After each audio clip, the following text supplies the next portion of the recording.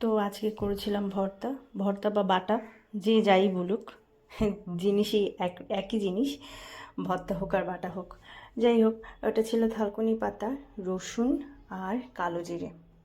থালকুনি পাতা অনেকে চেনে, অনেকে নাও চিনতে পারে, কিন্তু এই থালকুনি পাতা বাটা বা রস পেটের জন্য ভালো। আর সামান্য দিয়েছিলাম একটু কালো জিরে, যেটা বলে বলে গা ব্যথা করলে বা জ্বর এলে কালো জিরে বাটা খেলে মানে অনেকটা উপকার হয়, এই আর কি, মুরব্বিদের কথা, আমি জ্ঞানী না। তো যাই হোক, ওটাকে পাটায় বেটে নিয়ে এই যে ভর্তাটা রেডি করে নিয়েছি আমি। আর পাটায় বেটেছি মানে তো আরও টেস্ট বেড়ে গেছে, কোনো কথা হবে না।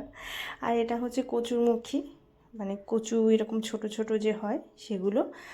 আর এখানে হচ্ছে পেঁয়াজটা ভেজে, চিংড়িটা ভেজে নিয়েছি, আর ফোড়নে দিয়েছিলাম একটুখানি জিরে, ভালো করে ভেজে একটু জল দিয়ে দিয়েছি যেন পুড়ে না যায়।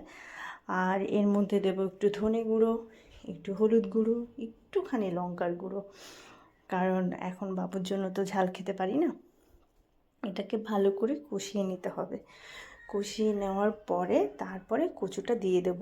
আর কচুটা আমি আগে থেকে সিদ্ধ করে রেখেছি কেটে, তার কারণ হচ্ছে অনেকটা লোদ লোদ হয়, ওই সিদ্ধ করে জলটা ফেলে দিলে ওই লোদটা বেরিয়ে যায়, এক্সট্রা যে একটা লোদ লোদ ওটা বেরিয়ে যায়। আর এই তো ভালো করে কষিয়ে নিতে হবে, তেলটা বেরিয়ে গেলে দিয়ে দেব।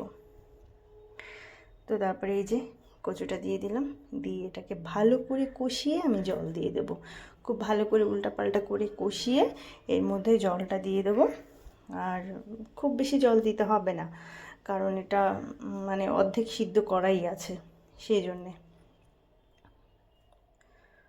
আর আপনারা এভাবে করবেন, চিংড়ি দিয়ে করলে তো যে কোনো জিনিস ভালো লাগে খেতে। আর এটা কিন্তু ইলিশ মাছের মাথা ওই সব দিয়ে করলেও ভালো লাগে। আমি ছোটোবেলায় যেভাবে খেয়েছি ঠিক সেইভাবেই করছি, কারো কাছ থেকে আমার রান্না শেখা না, নিজে খেতে ভালোবাসি তাই রান্না করা শিখেছি, এই হলো কথা।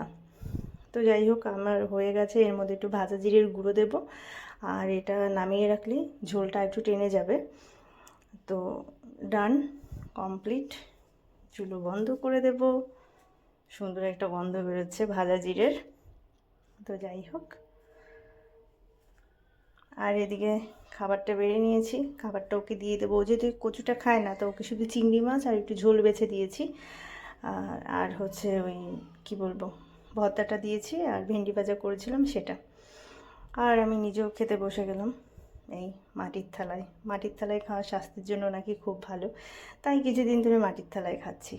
আর এই ভর্তাটা মেখে জাস্ট কোনো কথা হবে না। একটু খেয়ে দেখবেন আপনারা এভাবে। থালকুনি পাতা অ্যাভেলেবেল বাজারে পাওয়া যায়, খুব কম দাম, 5 টাকা 6 টাকা নেয় আটি, ছোট ছোট আটি। তো এই তো অসাধারণ খেতে। আর সবাই ভালো থাকবেন, সুন্দর থাকবেন, সুস্থ থাকবেন।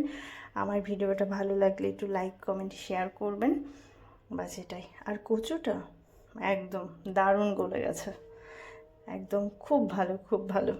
তো যাই হোক, আমি যেমন পারি তেমন করার চেষ্টা করি রান্না, মানে প্রফেশনাল কোনো রাঁধুনি না আমি। তো টাটা সবাইকে, থ্যাংক ইউ।